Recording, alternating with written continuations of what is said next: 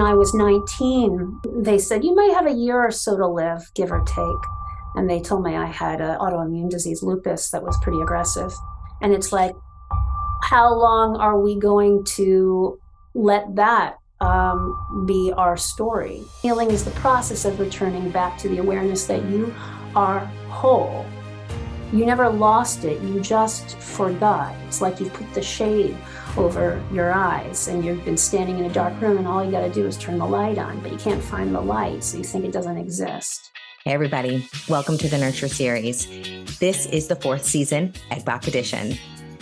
This week, we have Dr. Diane Hudock. She happens to be an incredible healer, a transformational healer, and we get into the weeds of how to completely redefine your life and figure out ways to get rid of your resistant thinking. Here's a little background about our guest today. Dr. Diane Hudock happens to be a transformational healer. She's a spiritual counselor with almost 3 decades of helping people heal their lives and awaken their divine potential. She holds a doctorate degree in spiritual science and a master's degree in spiritual psychology. As an expert biofield healer, what is that? We're going to find out. Just wait. She has facilitated thousands of individuals in her private practice using time-tested protocols of biofield healing, spiritual psychology, energy kinesiology, and divine universal law. Her work assists clients all over the world in the dissolving of deep-seated negative patterns and energetic imprints that manifest as states of imbalance, disease, and suffering. This is cool stuff, you guys.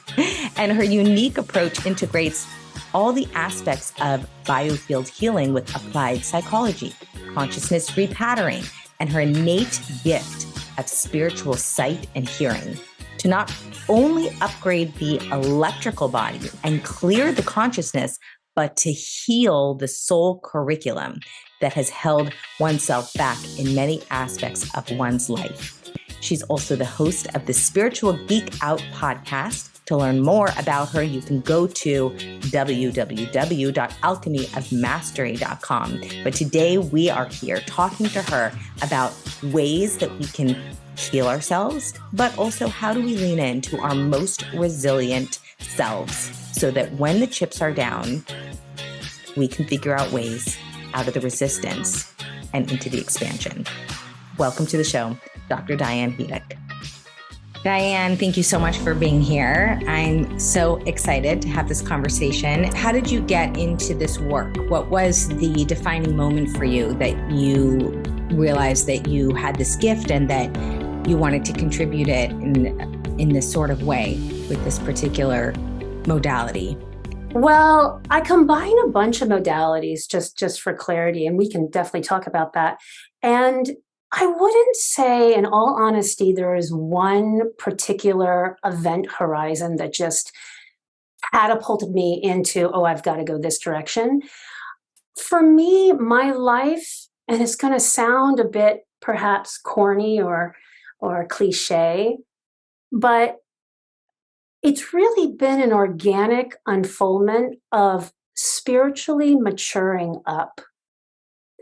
And what I mean by that is with each experience, particularly each challenge, each difficulty, each conflict, every curriculum that I've had to tackle and process as a human having, or as a spiritual being, I should say, having a human experience, it has led me to the next juncture in my life organically, where it's like life is just like that.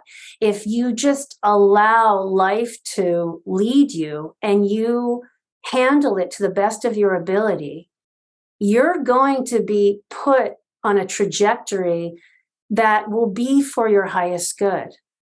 So that's where we talk about often the subject of resistance when we talk about healing, because resistance is the opposite of surrendering to God, if you want to call it the God of your understanding or spirit, or your larger self or your higher self or source energy or what have you. So to answer your question, Shava, it's really been a culmination of a lot of different events that have guided me to the next sort of stage of my life, where I was directed to learning a particular modality, or was directed to a particular teacher or master or guru, or just person in the checkout counter that said, oh, you should go check out Becky down the street, that kind of thing.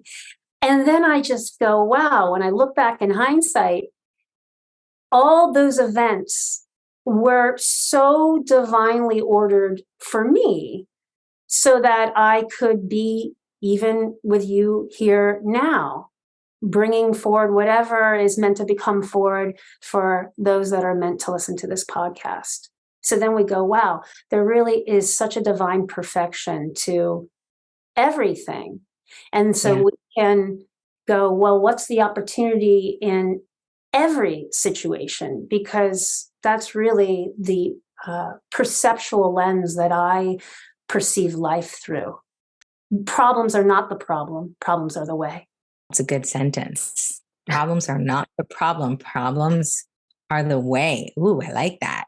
Or a way to show you something for your own revolution, or revelation really would be more accurate. Your inner revolution, or a revelation that is ordained for you. Diane, what is a biofield healer? Tell us a little bit about that. My biofield healing essentially is an approach to healing the electrical body, or the biofield. The biofield, we could say as a general that it's the aura. It's this energy field, or it's like a toroid. A toroid is this sort of energetic donut shape around your body that can go out about 5-6 feet. It's diffusive electromagnetic energy. And it's really the iCloud storage of your life. Another word we could use is it's the Akash. Well, the Akash, or you've heard of people that are Akashic readers. Akash simply means field, or space, but it's the field of energy.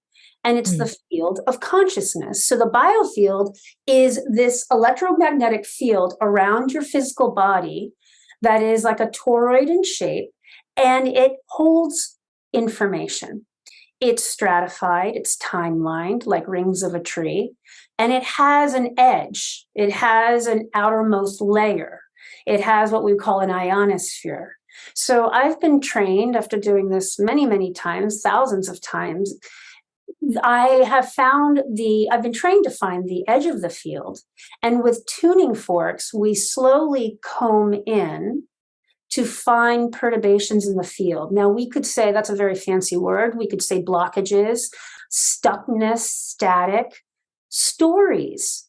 These perturbations, this noise, this incoherence, meaning the opposite of harmony or music, those are the misunderstandings in your life. Those are the points where you decided something about yourself based on that experience or trauma. Trauma doesn't always have to look like a divorce or a death or getting beat up in a dark alley. It's not the obvious. It could be literally, and we'd mentioned this in one of our earlier conversations. One client that came to me many years ago, on paper, she looked like she had the perfect life. A really successful model, beautiful home, beautiful child, beautiful husband, beautiful all around, right? But she never felt like she was enough. And when I got into her biofield at around 5 years old, there was what we call a wall. And a wall is just like you would imagine. It's like you're trucking along in life, you're walking along in life, and you hit a wall and you're stumped and you don't know which way to go. You're just kind of in a holding pattern. You're almost frozen in time. It's trauma to the nervous system, to the consciousness. Now, I'm curious, in this situation, is this something that you sort of figure it out by asking her questions, or was it something that you saw or you read just organically, empathically, or telepathically?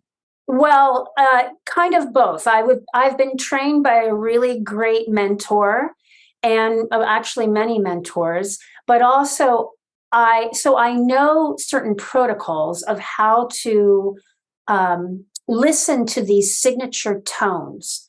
There are signature tones, meaning there's a landscape, there's a pathology to the biofield, and every emotion has a signature tone.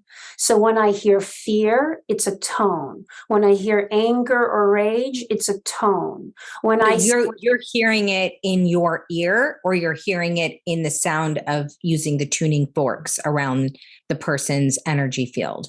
I'm first hearing it. It's both. I'm sensing it because I can feel it. Because when I'm in a person's biofield, I'm in their biofield.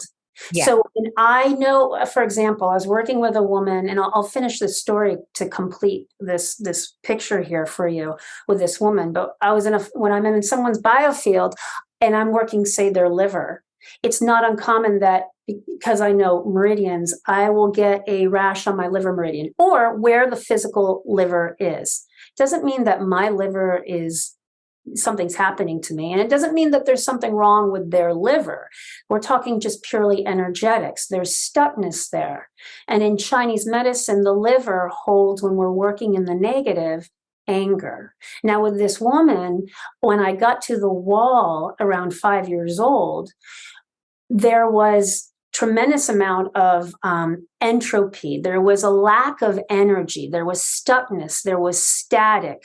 There was a folding in. There were all these indicators of issue, perturbation, a curriculum that was getting set in place in her consciousnse. So I asked her, what do you remember when you were 5? Now, if I ask you about something at 5, you may have a memory, but you may not.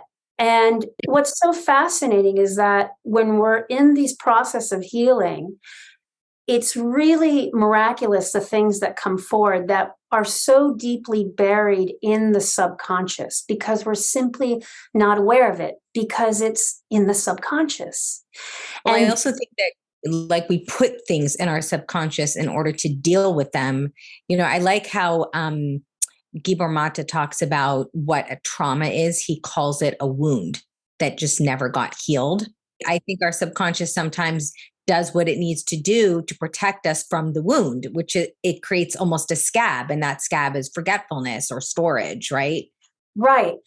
However, if we go back to this woman, her experience at 5 was that she was learning how to tie her shoes, and she remembered her mother coming to her and saying, "Oh, you did a horrible job at tying your shoes. You don't do anything right."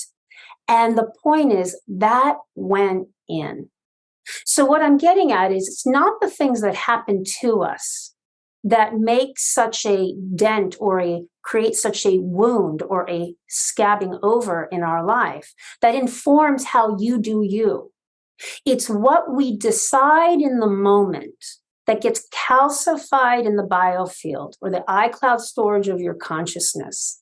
And then you run a waveform, a thought pattern that goes way back to that moment. So the opportunity is to heal all those, we'll just call them wounds or curriculum, misinterpretations of the self, misconceptions, limited states of reality or interpretations of reality, so that we can free ourselves and get back to the inherent nature of who we truly are, which is that we're divine, that we're beloved, that we're a soul first and a human second, or I would say last.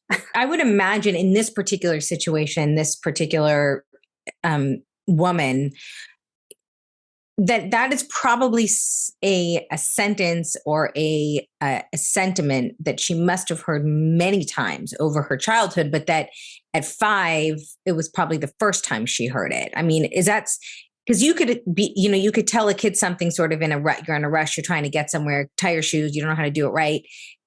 But that may not that may not get permeated in somebody's psyche to create a full narrative unless it's like fully honed over years of like, if that is a message she's consistently getting.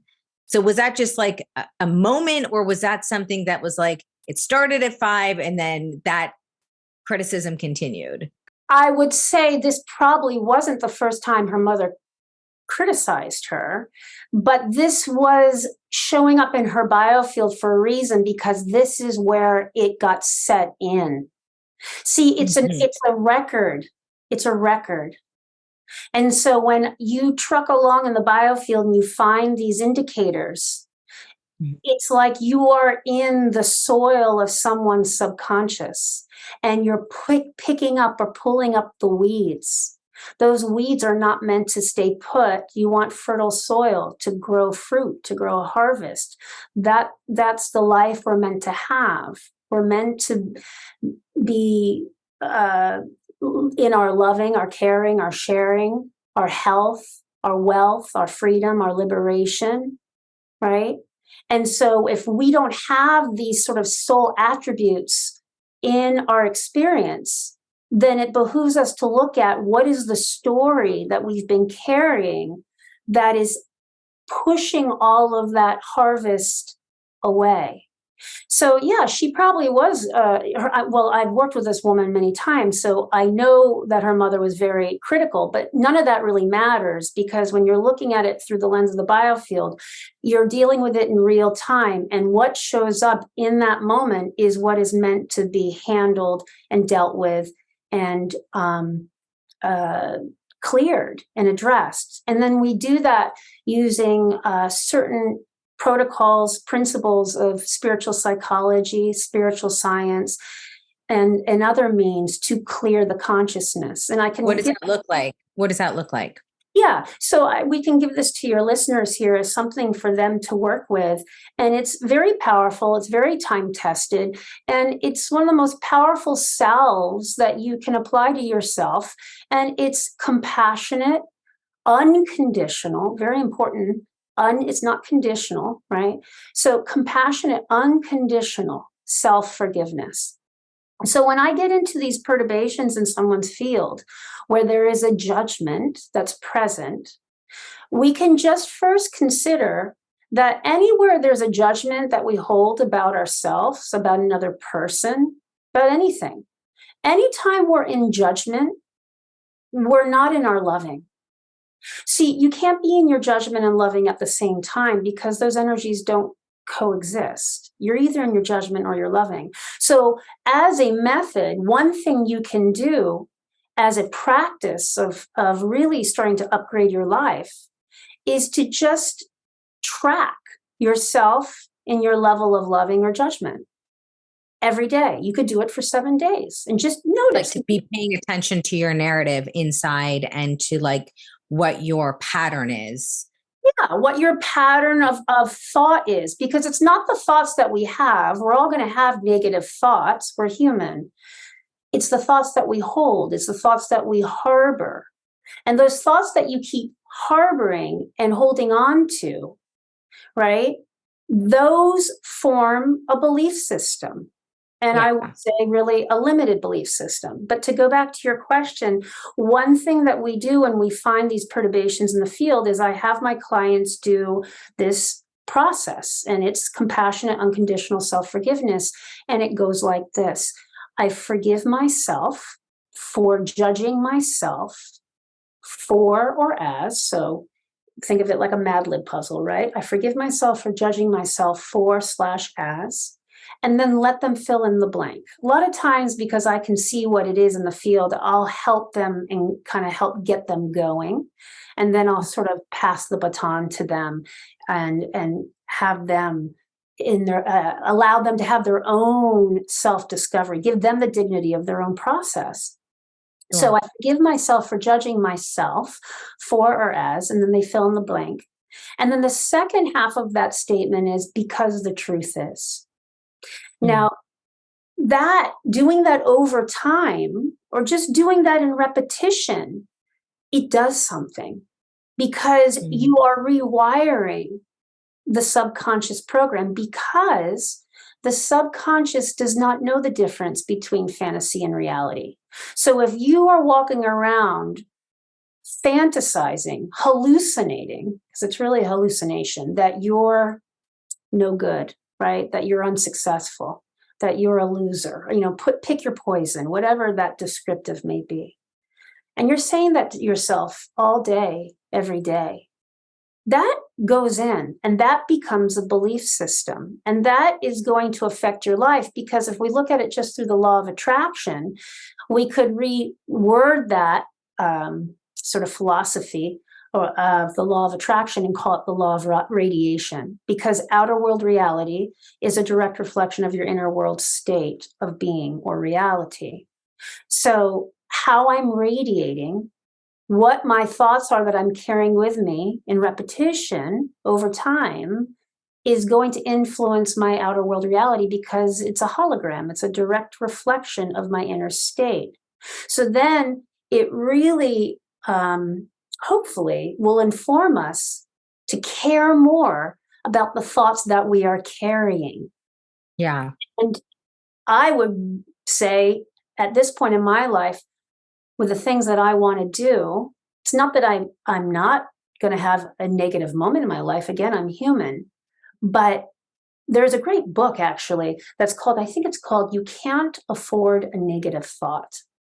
And there's Mm. great depth to that. It's like when you start really understanding the nature of you and how powerful you are, you won't waste a breath on a negative thought, because it's poison. It does you no good. And any way you look at it, negativity is negativity. And Yeah. so, Michael Challenger wrote the book Untethered Soul, and yeah, that, one of my favorite books. Yeah. and he talks a lot about how you have, you know, your good thoughts and your not so good thoughts, Yeah. and ways to look at your not so good thoughts is to almost watch it like you are the audience in your story and you're watching your bad thoughts do its thing. And the more you become the audience to it versus the actual person, you start to feel like that no longer has a hold on you. Right. That was Because really, we're so convinced that because we feel one way, then it's true. yeah. Then you go, well, what are you worshiping? Are you worshiping your emotions? And then if somebody insults you and says, "Oh, you're a terrible podcaster," okay? What are you worshiping the God of opinion? And then we go, well, what are we living our life by? By outer world, is our happiness contingent on what other people say or do? Yeah, I think it's all about having this being married to the performance aspect of our lives, and making how we perform for others the narrative versus who we are. So not what we're doing, but who we are, what we're being. And I discuss this a lot with a lot of my clients when I work with them. It's all about like, what are you? Who are you? What are you being versus what are you just doing? How are you performing? Because sometimes we take performance to a level where we stop actually being ourselves. We're just catering to a narrative we've created that we think others need to see or feel or hear. And that is where we can't really find that surrender. We can't really find that resilience because we're just hustling for whatever approval we're trying to attain. Yeah, that's just living by ego. So you're living by a Correct. story that you've created by your false identity. And so Right. then you go, okay, why don't I just let go of the story that I've created? Because I'm the creator of my reality. And so there's a great statement by a guru. I think he once said, once you realize that you're mistaking the imaginary for the real, you'll free yourself. Mm, yeah. So what's real? Well, what's real is that which never changes, which is your soul. The body is going to change. You're going to get more wrinkles. Your body's right. Your body's going to eventually sleep, decay, and die. So what are we attaching to? What are we really going for in life? Ultimately, we're going for soul transcendence. Now, some people have no interest in that, and that's perfectly fine. They'll get it in their next lifetime, or they might get it when they transition. Who knows? And who am I to say? But ultimately, we're all here to wake up to the truth of who we truly are, which is we are divine, that we are beloved. And if you look at that word beloved, we are to be loved. We are beloved. Some of the things sometimes I just tell my clients as an exercise to just set a timer for 5 minutes, wake up every morning, look at themselves in the mirror, say their full name and say, I am, so I'll use my name as an example. I am Diane Hudock, the beloved, or I am Diane the beloved. I am Diane the beloved. I am Diane the beloved. And you just keep repeating that. And that is a very simple thing we can do, because really most of our problems happen when we get off course from knowing our true nature, that we're divine. When I'm doing the forgiveness statement, we can get down to the very sort of reduction sauce of that whole thing, which is I forgive myself for judging myself, for ever forgetting, ever, all space and time. So I forgive myself for judging myself, for ever forgetting that I am divine, because the truth is I am. And anything less than is a lie that I've perpetrated upon myself. I like that you called it the hologram. That I've never heard of that metaphor. I think that's really beautifully said. Perfect. Of that other sort of voice or narrative, the hologram. That's awesome. What's the sacred art of self-alchemy? It's really about loving the self so that you can see yourself in your true magnificence. So you can see yourself so that you can awaken and see the face of God in you, as you. I mean, we're all God. So once we recognize that God is in everything and anything, then you're home free. It's like Paramahansa Yogananda said that. If you don't see God in everything, then you don't see God in anything. So you got to see God in the blade of grass. You got to see God in, Gaddafi. You got to see God in every person that's ever walked this planet that's done horrible things. It's not that we're condoning their behavior, far from it.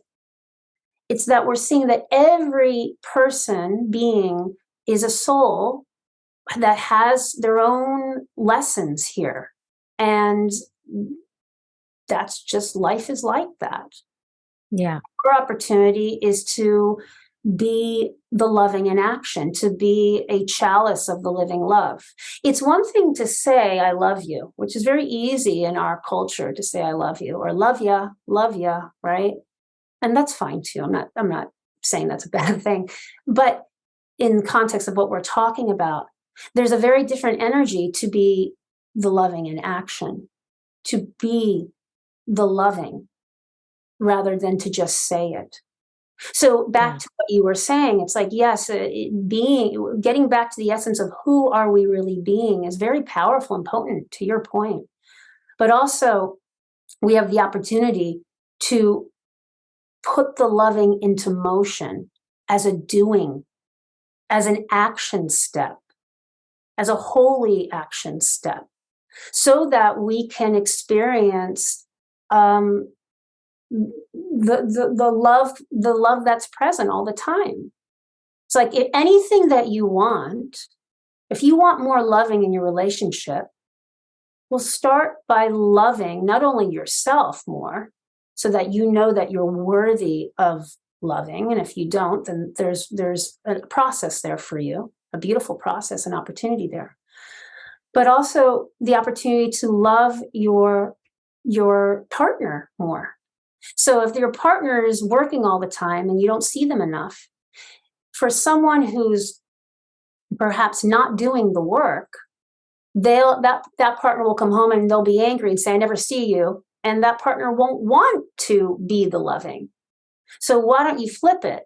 And when they come home, you love on them more than you would anticipate yourself to do normally in your sort of habits. And what happens is that person's going to want to spend more time with you. So then you go, wow, my relationship is improving. And you realize that you're the creator of the improvement, because outer world reality is a direct reflection of inner world reality. When I was in school for spiritual psychology many years ago, we would do a social experiment or a relationship experiment. And it was so fascinating because you couldn't let the other person know you're doing an experiment on them. Okay. And so you pick someone in your life that was someone that was part of your curriculum that you had a really difficult time with or a challenge with. Maybe it was a parent, maybe it was a sibling, maybe it's a husband or wife, maybe it's a friend, and maybe it's a boss. And you apply certain methods to your study. But again, you don't let them know. So it might be something like you have a picture of them by your bedside table and you just send them love every night. Or maybe you just tell that person, if it's your husband or wife, you make a point every day to tell them that you love them. Okay. And you track your behavior. There was many instances with people that were working on relationships where they had not spoken to that person for years. And soon after they started the process, their study, they would get a phone call from that person that they hadn't spoken to in 15 years. And, in the rational, you might go, that's crazy. But when we recognize that we're multidimensional beings, and there's more going on than what's just going on in the physical world reality, or the physical realm, I should say, then we recognize that we can affect through the ethers, through the field, through the primordial, these thoughts travel. So love travels, but also negativity travels. So the thoughts we carry really can make or break our life. That sounds a bit extreme, but they can take us in one direction or the other. So the opportunity always goes back to loving. And the alchemy of self-mastery is using many of these principles of spiritual psychology, spiritual science, and other means so that we can anchor ourselves in the clearest perceptual lens possible, which is the soul-centered lens, not the ego-centered lens, which is always going to be, well, I'm upset because, okay? It's always going to have to do with story. It's always going to have to do with positioning. It's always going to have to do with your false identity or your ego. That will only get you so far. Yeah, I mean, it reminds me of that situation when you're in a crowded room and somebody is staring at you and you can feel it and you turn and just to look and see who's looking at you and you can feel someone actually staring. I mean, you could try it if you're in a crowded room. If you choose somebody and you just start staring at them, they will feel the stare and turn around and look at you. Yeah. So what you think about somebody and that sort of energetic system can be really like pushed out and affected, even if you're not standing in the same room with somebody.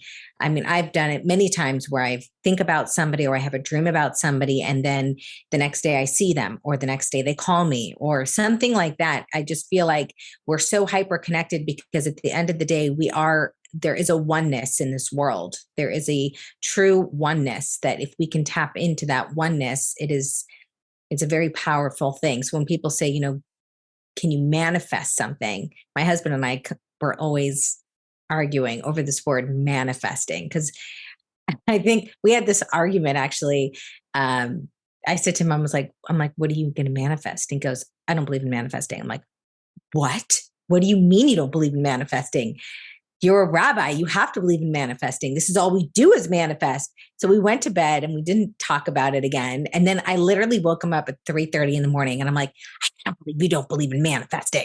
And he said, I'm sleeping. I'm like, no, we need to discuss this. You need to wake up right now. It's not that he didn't believe in manifesting. It's he didn't believe in the way that a lot of people he didn't believe in it in the way that a lot of people translate manifesting.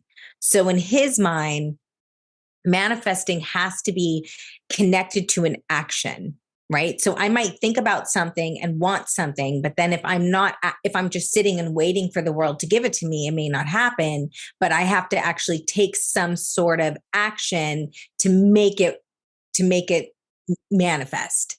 And I said to him, I was like, but there is so much proof where you've had certain things happen in your life that people prayed for or wanted to happen or manifest, and it didn't necessarily happen because you did anything outside of just that pure expression of wanting it.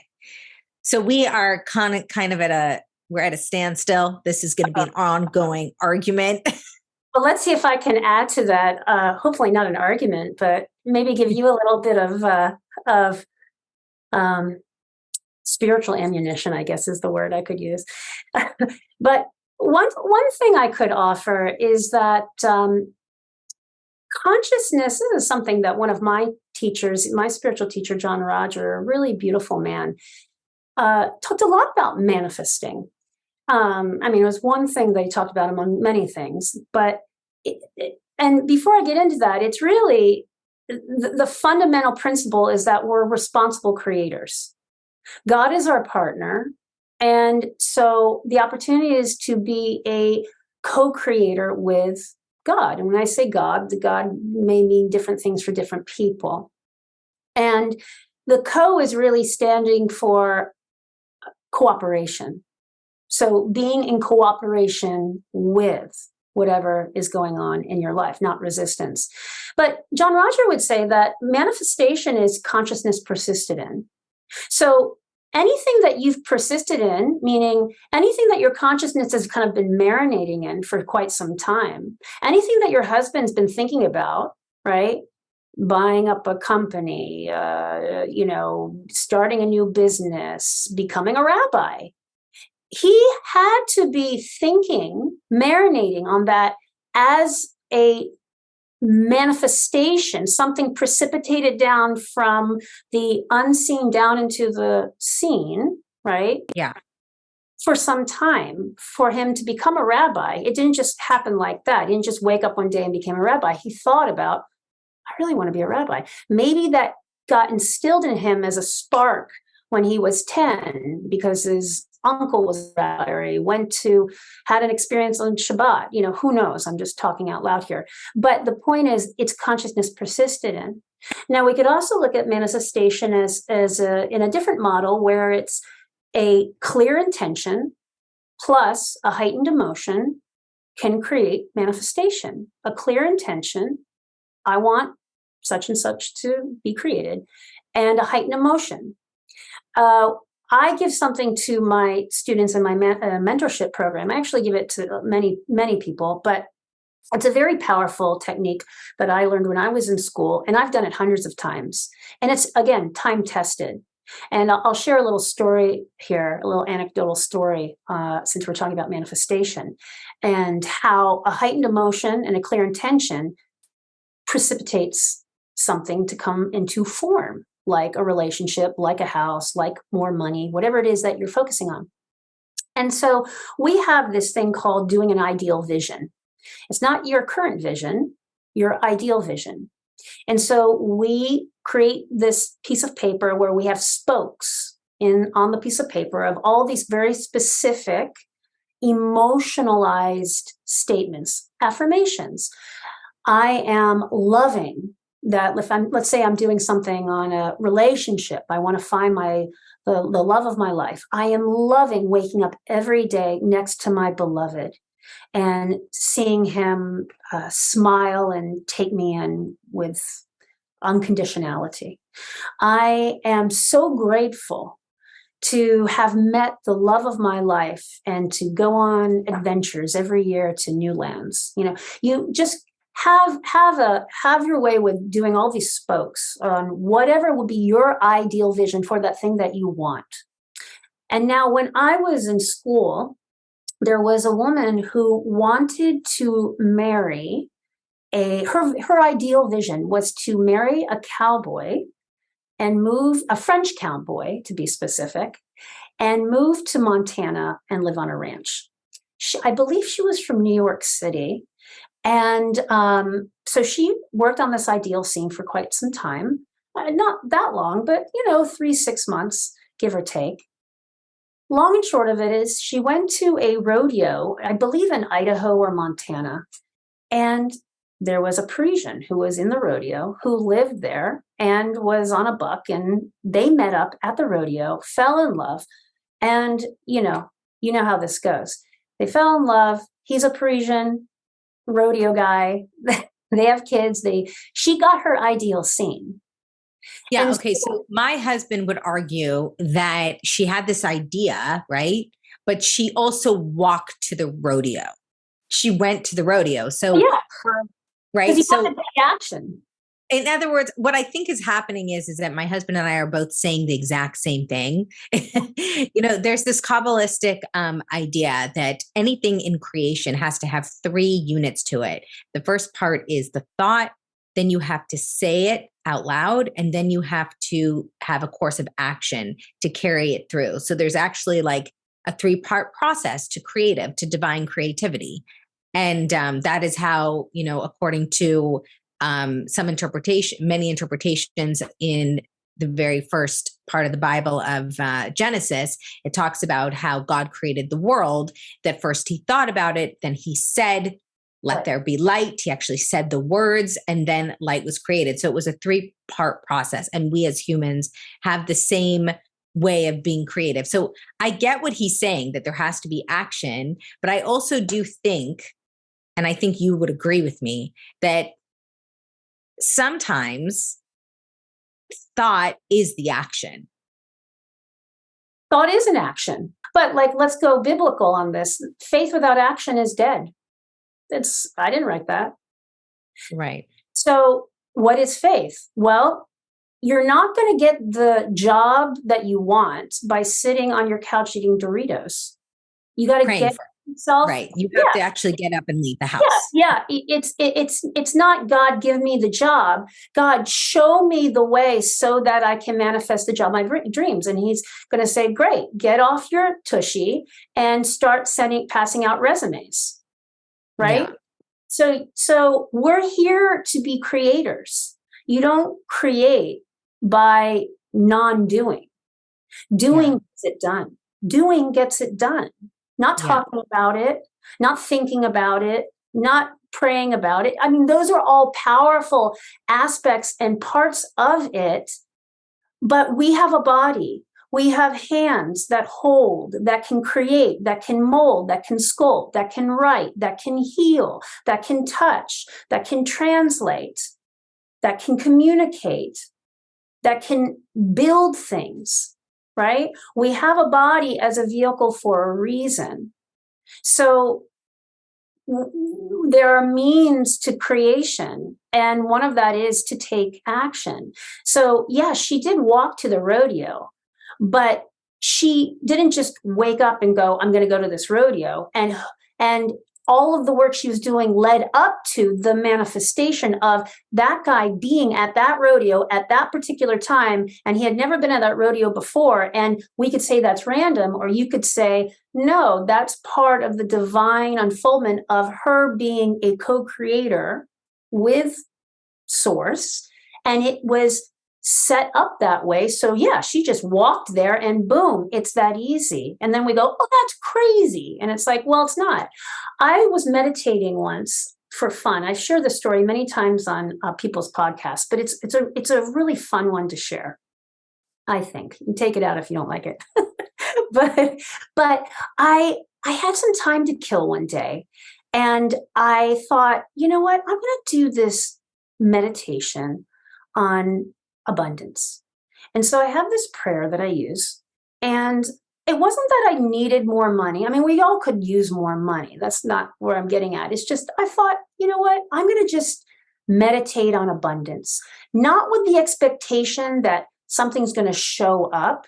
quite the opposite. No expectation, no attachment, just connecting to the abundance of the universe, which is by definition always expanding and abundant, right? And so I had 15 minutes to kill, and I meditated on this prayer, and I said, large sums of money come to me with grace and ease in perfect ways for the highest good. Large sums of money come to me in perfect ways with grace and ease for the highest good. Large sums of money come to me in perfect ways with grace and ease for the highest good. And again, just doing that because I was called to do that, not because I needed it to pay bills or anything like that. And I think that's really part of the power of this story, is that I didn't have an expectation. I was just coming to the table in this moment with this powerful prayer that I did in repetition. And I had just started a small Coinbase account. And I'm not a gambler or anything like that, but I thought, I had some friends in finance, in the financial world, and this was a few years ago, and they said, just, start a little Bitcoin account, put a little bit in, and just let it sit there. I said, okay, why not? And at the end of the day, I went to look at my Bitcoin account, and again, I completely forgot about my meditation. And I saw at this time when I was meditating, it was a 15-minute increment, I see this huge spike on the graph of my account. And it spiked up so high that it got to $7.4 billion. $7.4 billion.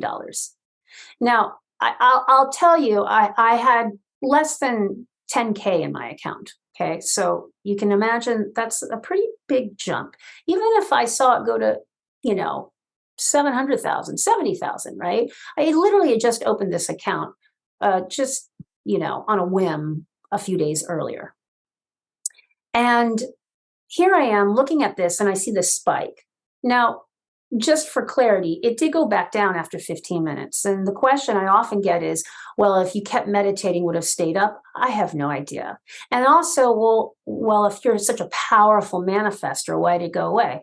Well, I can't answer that either. Maybe it's not for my highest good to be a billionaire, because to whom much is given, much is expected.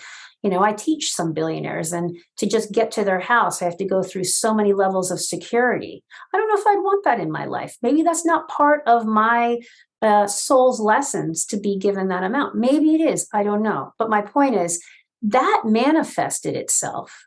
Did it manifest out of thin air? Or is it just a total fluke? Or is there a correlation to the fact that I, in my openness, did this prayer with full heart, and I see it at the same time show up in my account? I, in my world, knowing what I know, experiencing what I've experienced, I would even go deeper and say it's just the direct experience that I've had, beyond understanding, beyond any sort of knowledge or study. That's just, just mentalizing God, which blocks us right there. I can't help but go, I created that. That's how powerful we are. That thoughts persisted in, consciousness persisted in, creates matter. And here we are. So people can doubt it all they want, and that's fine. They're allowed to doubt, just like you and your husband are in your little conundrum around manifestation. Well, that's because you guys have different consciousnesses, and you guys have different perceptual lens, and you guys have had different direct experience.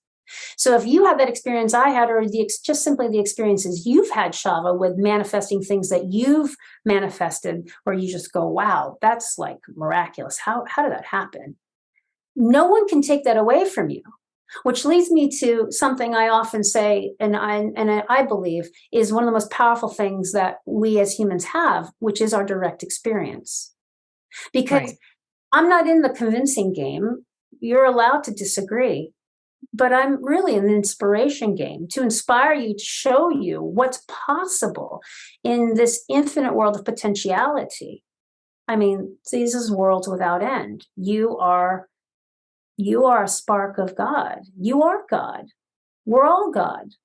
And with that, if that is true, if I am divine, then what else is true and possible for me? Well, I'd say anything you put your heart to. your heart Yeah, and because we're all deeply connected to the infinite oneness that the universe is, the fabric of the universe is. So we have that potentiality. I think this particular season, we're talking a lot about resiliency. And I know that was we actually talked yesterday and that was going to be the entire conversation, but I led with these other questions because I am really fascinated by it. And I know my listeners are interested in healing and, what healers do and what makes them, have these like different modalities that help us to become a little bit more aligned and to let go of narrative, which I think is so powerful. It makes me understand and recognize that every human being has this power. And people like you have the opportunity to kind of mirror what that power is, which I really love. For all intents and purposes, the hologram, you could have a hologram of negativity, but you can also have a hologram of positivity, right? But I am curious in terms of just touching on the subject of resiliency, because we didn't get into your story, and I'm curious, what was something that you went through that really stopped you in your tracks and forced you to kind of take a reckoning of surrendering to this thought process of manifesting a higher energetic field? Like, what's something that really that was really challenging that you had to overcome? Well, I've had a lot of challenges in my life, and I'm not saying that, of course, as a victim by any means. I say that as just being the witness to my own soul's lessons, and I wouldn't have asked for any of these challenges to not be a part of my experience because, uh, as we mentioned the other day, every single challenge that I've ever gone through, and I'm sure you as well, we're stronger for it. And so they have been passages for me in my growth, in my transcendence, and again my spiritual maturity or maturing up. Um, and so they've gifted me the attributes of greater self-love, compassion, self honor, self care, um, self worth, all of it. And I grew up, I guess I would start by, I grew up in a home with a lot of mental illness and a lot of physical and emotional abuse. And I won't say who, because some of these people are still living. But one particular person was sort of like the perpetrator in my life, and I look at it now from a lens of such compassion because this person at the time really had their own self-hate that was so pervasive in their consciousness. They were so living through the lens of their um, darkness, their shadow, and it was projected onto me. And I loved myself, and I loved my childhood, and I was really popular as a kid, and I learned to use humor a lot to get through tragedy. And this one person, I think, just didn't like my light. So this person literally tried to beat it out of me because they didn't know their own light. And so part of my journey has been really reclaiming my light. It's been the resurrection of my soul. It's been the resurrection of myself. It's been the resurrection of my spirit. It's been the resurrection of, I'll make no bones about it, it's been the resurrection of my Christ consciousness. And Christ is really a pattern, not a person. There's Jesus the Christ, but he came with the pattern of the light action, not the dark action. So our opportunity is to come into this experience we call life under the umbrella of the light action, to bring the light, to be the light, to work with the light, to be the commutator of the light, and to see yourself as not forsaken from the light. Not one soul is lost. And so my journey has been a journey of really reclaiming my light. And as I reclaimed it, I reclaimed the truth of who I am, which is I am love and I am beloved.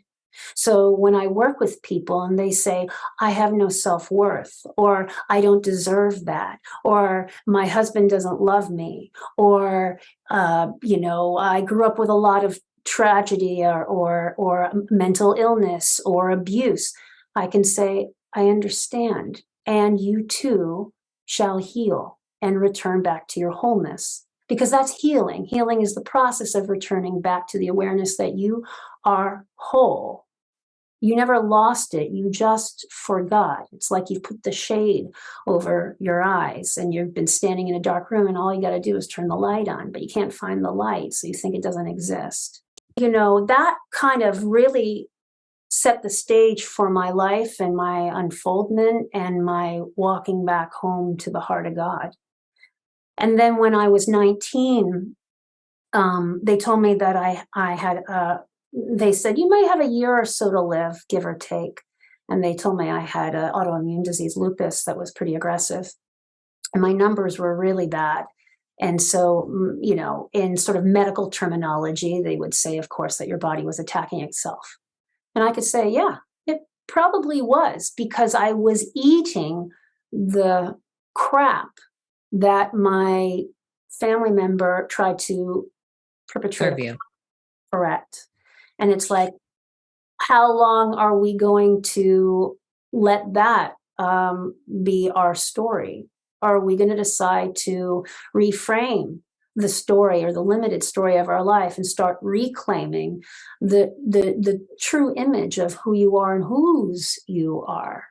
And so once I decided to go. At the time I left, I went to London, and I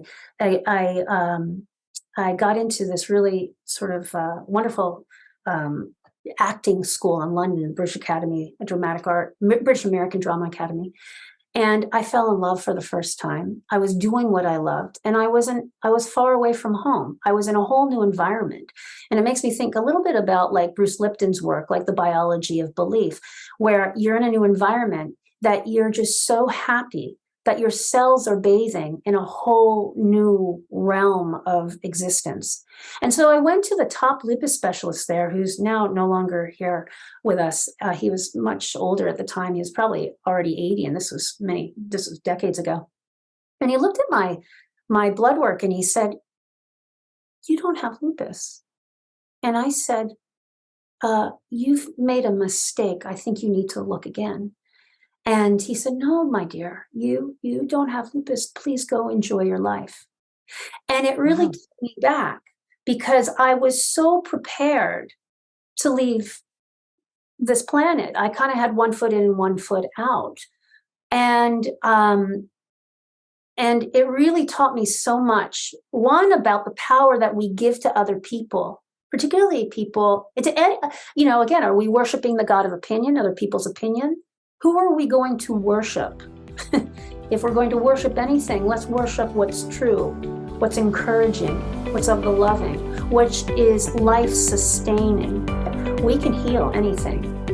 So we really are, I believe, the creators of our reality, and we can transmute any negativity that comes our way because we're designed that way.